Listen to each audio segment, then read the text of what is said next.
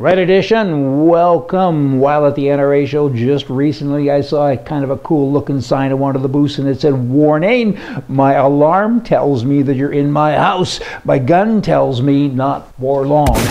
Kind of cute.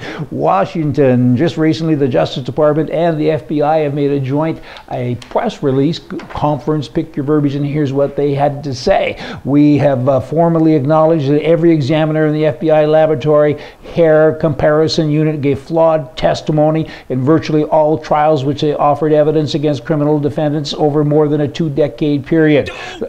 What? This is really happening? I mean, you got to just shake your head and have a drink and sit down and start over again. Don't you know examiners overstated forensic matches in ways that favored prosecutors? It goes on and on. I mean, do you really trust the government? How can you trust them? DNA is 100%, and this is something else that I remember years ago when margarine was the best, and don't eat butter anymore, and butter only had 1 or 2 ingredients in it. I mean, margarine had 102, but everybody said that 20 years later, oops, made a mistake, a silly comparison. But the point is, whatever these people do, they don't do it well, they don't do it right. Hey, let people out of jail now. There's all kinds of guys that have been released from DNA. Do you really believe it's 100%? I don't. Why? Because people, those people, the ones we've just talked about here, the FBI people, they screw up. Often it's on purpose. While in Toronto, Canada recently, I went into the head office of the Toronto Dominion Bank, and I said, I want to transfer money from one account to another account, and they're both my accounts. Are you with me?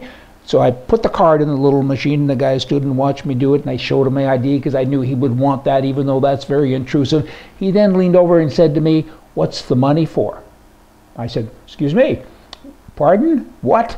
Blah, blah. He said, "What's the money for?" I said, "None of your damn business." I started to swear, and I don't cuss or anything, but I sure was cussing that day. It just ticked me right off, and I was angry. He called the manager over, and I said, "What is wrong with you people? It's one account to the other, and even if it wasn't, it's not your business what I do with my money." "Yes, it is our business. It's our policy." And I said, "You people are all stupid. The government needs to open this up, the banking world and so many other things, so you can have competition. It's your right to do what you want. It's your bank. I don't care, but it should be my right to go to another bank. But oh, I can't because competition is gone and the cha-cha."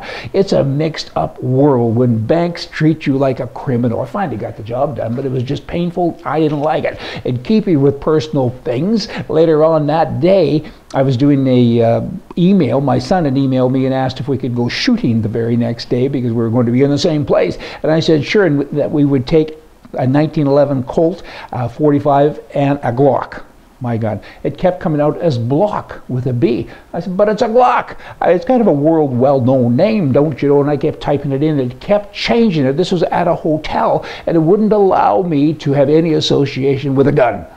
I mean, I got so ticked off. Again, I went down to the hotel manager and said, "What is going on here? How can you do that?" And he said, "We don't want anything to do with guns." I said, "But how can you control what I do on your computer?" Like, I'm just shocked. They can. I found that out, so I sent the email to my son, and I said, "We'll take the Block, and the Block 22, 40 caliber, that's what we'll do, you know." And he phoned me, and he said, "What is a Block?" He says, "I got it, but why would you do that? Licensed strip clubs are no longer allowed in Saskatchewan, the government says, but we're going to make an exception for charitable events." What does that mean? I don't know. In Taiwan, a woman recently booked 2 strippers to dance at her husband's funeral. We like strippers today, are you with me? Here we go. 2 women were dancing and sprawling across the coffin of the dead man. And the women gave 3 performances, and they were dressed, of course, like strippers.